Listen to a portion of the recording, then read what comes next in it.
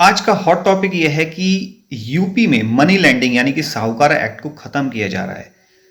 1976 से चल रही इस व्यवस्था को आज योगी आदित्यनाथ की सरकार ने खत्म करने का आदेश दिया है और इस पर डिसीजन चल रहा है। यूपी एक पहला ऐसा राज्य नहीं है जहां पर मनी लैंडिंग एक्ट को खत्म किया जा रहा है। और भी कई राज्यों जैसे कि झारखंड में भी इस व्यवस्था को खत्म किया गया है।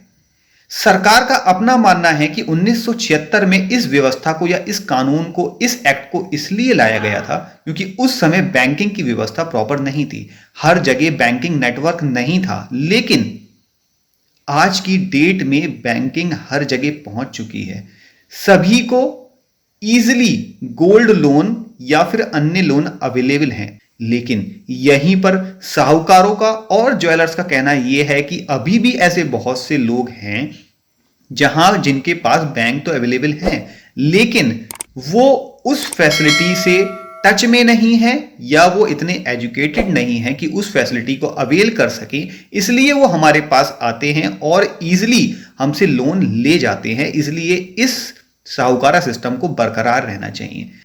अब बात यह आती है कि अगर ये एक्ट खत्म होता है तो क्या होगा। अगर ये एक्ट खत्म होता है तो नए रजिस्ट्रेशन इस एक्ट में नहीं होंगे। साहूकारा एक्ट में कोई भी नया रजिस्ट्रेशन नहीं होगा। इससे हर साल रिन्यू कराने का जो प्रोसेस था वो भी खत्म कर दिया जाएगा। उसके बाद कोई भी व्यापारी, साहूकार, ज्वेलर्स या फिर सुनार जो लोगों के चीजों को गिरवी रखकर पैसा दिए करते थे, वो व्यवस्था खत्म कर दी जाएगी। तो क्वेश्चन ये आता है कि अगर ये एक्ट खत्म होता है तो जो लोग इस व्यवसाय में लगे हुए थे, मींस साहूकार लोग या ज्वेलर्स लोग, क्या वो ये धंधे को बंद कर देंगे? ऐसा नहीं है। आप और हम सभी को पता है कि अगर एक रास्ता बंद होता है तो दूसरा रास्ता खुल जाता है। तो मैं आपको एडवाइस देना चाहूंगा कि साहूकारा एक्ट जैसे ही कुछ और सिस्टम हैं जिसमें आप अपने बिजनेस को विनिमय, मनी लैंडिंग वाले बिजनेस को चला सकते हैं, जिसमें एक बेस्ट एग्जांपल आता है जिसका नाम है निधि कंपनी। दूसरा एग्जांपल है एनबीएफसी कंपनी। दोनों के अपनी अपनी कॉम्प्लिकेशंस हैं, दोनों की अपनी अपनी लिमिटेशन है और दूसरों के ही अपने अपने फायदे हैं।